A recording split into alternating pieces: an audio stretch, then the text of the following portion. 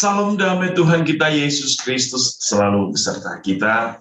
Senang berjumpa kembali dalam renungan harian Santapan Jiwaku. Dan saudara-saudari, kita berada di masa Paskah, dan semoga dalam liturgi-liturgi kita, liturgi selama masa Paskah ini, memberikan kita suatu kekuatan untuk disadarkan kembali bagaimana misteri Paskah itu memberikan kita makna dari hidup keberimanan kita. Bahwa Allah sungguh mencintai manusia, Allah sungguh mencintai kita. Ia hadir di tengah-tengah kita. Ia memberikan kita kehidupan baru melalui misteri Paskah, yaitu sengsara, wafat, dan kebangkitannya. Memberikan kita suatu harapan yang mendamaikan kita dengan cinta sejati Bapa yang sudah dikotori, sudah diracuni oleh dosa. Dan Tuhan dengan kasih-Nya, Ia mau membersihkan racun itu. Ia mau membersihkan kita dari noda-noda dosa. Dan saudara-saudari, hari ini kita semua akan mendengarkan dan merenungkan firman Tuhan dari Injil Yohanes bab 6 ayat 1 sampai 15. Saya mengundang kita semua untuk mendengarkan firman Tuhan. Inilah Injil suci menurut Yohanes. Sesudah itu Yesus berangkat ke seberang danau Galilea, yaitu danau Tiberias.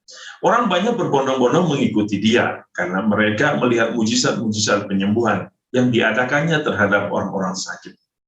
Dan Yesus naik ke atas gunung dan duduk di situ dengan murid-muridnya. Dan Paskah, hari raya orang Yahudi, sudah dekat. Ketika Yesus memandang sekelilingnya dan melihat bahwa orang banyak berbondong-bondong datang kepadanya, berkatalah ia kepada Filipus, "Di manakah kita akan membeli roti supaya mereka ini dapat makan?" Hal itu dikatakannya untuk mencobai dia, sebab ia sendiri tahu apa yang hendak dilakukannya. Jawab Filipus kepadanya, "Roti seharga 200 dinar tidak akan cukup untuk mereka ini, sekalipun masing-masing mendapat sepotong kecil saja." Seorang dari murid-muridnya, yaitu Andreas, saudara Simon Petrus, berkata kepadanya, "Di sini ada seorang anak yang mempunyai 5 roti jelai dan 2 ikan. Tetapi apakah artinya itu untuk orang sebanyak ini?" Kata Yesus, "Suruhlah orang-orang itu duduk. Adapun di tempat itu banyak rumput, maka duduklah orang-orang itu, kira-kira 5.000 laki-laki banyaknya."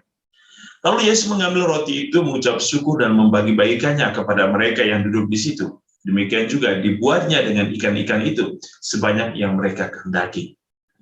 Dan setelah mereka kenyang, ia berkata kepada murid-muridnya, "Kumpulkanlah potongan-potongan yang lebih, supaya tidak ada yang terbuang." Maka mereka pun mengumpulkannya dan mengisi 12 bakul penuh dengan potongan-potongan dari kelima roti jelai yang lebih setelah orang makan. Ketika orang-orang itu melihat mujizat yang telah diadakannya, mereka berkata, "Dia ini adalah benar-benar nabi yang akan datang ke dalam dunia." Karena Yesus tahu bahwa mereka hendak datang dan hendak membawa dia dengan paksa untuk menjadikan dia raja, yang menyingkir pula ke gunung seorang diri. Demikianlah sabda Tuhan, terpujilah Kristus. Saudara-saudari yang dikasihi Tuhan, kita mendengar kisah di mana Yesus membagi-bagikan makanan kepada 5.000 orang. Tentu ini peristiwa yang sangat luar biasa yang dilakukan oleh Yesus dengan mempergandakan roti dan ikan dan diberikan kepada orang banyak. Dan kita tahu bahwa dari kelima roti itu dan 2 ekor ikan,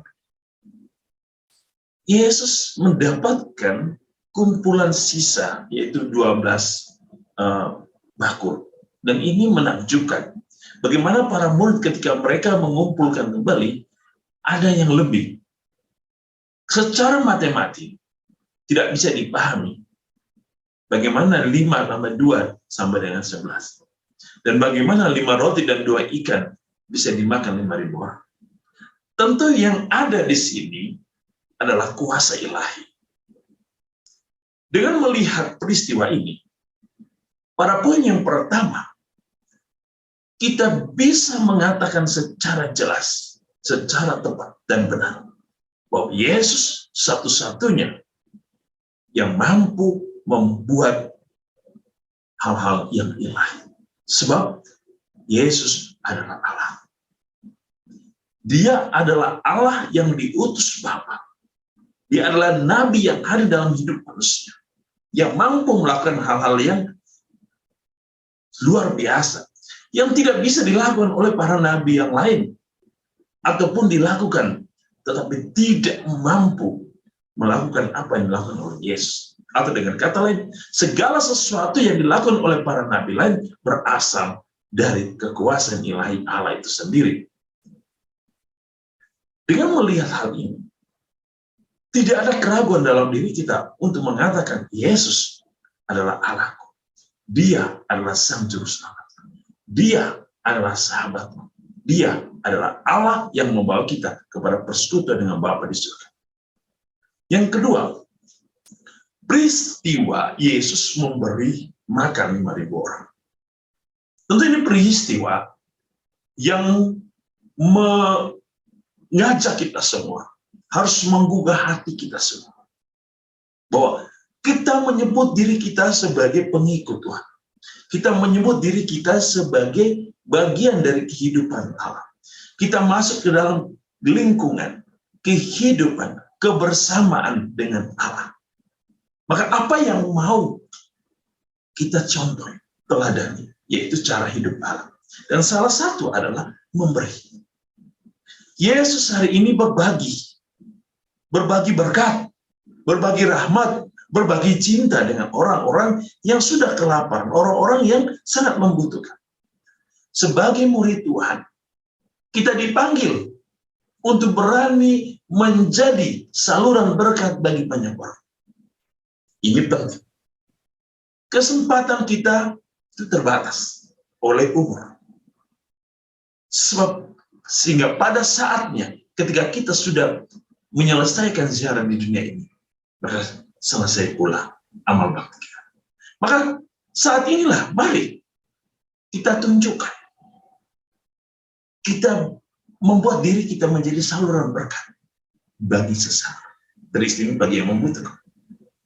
Poin yang ketiga, peristiwa Yesus memberi makan 5.000 orang dan momen di mana para murid mengumpulkan kembali makanan yang lebih, ada 12 waktu, mengingatkan kita akan kebesaran Allah, akan keagungan Allah, dan yang paling utama adalah keilahian rahmat Allah yang berlimpah. Apa yang mau ditunjukkan di sini? Bahwa tidak ada sesuatu pun yang dikurangi Allah dalam hidup seseorang yang mau berbagi, yang mau memberi, yang mau menjadikan berkat Allah itu dibagikan kepada sesama. Allah menunjukkan dalam kisah hari ini bahwa semakin sering, semakin banyak engkau berbagi dengan cinta dan ketulusan, maka Allah akan membalas, Allah akan melipat gandakan apa yang engkau kurangi untuk orang lain.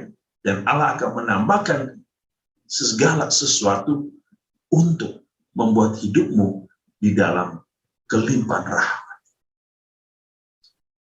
Saudara-saudari, tidak ada yang kurang. Tuhan adalah Maha Kuasa, Maha Kasih, dan segala sesuatu ada dalam dirinya.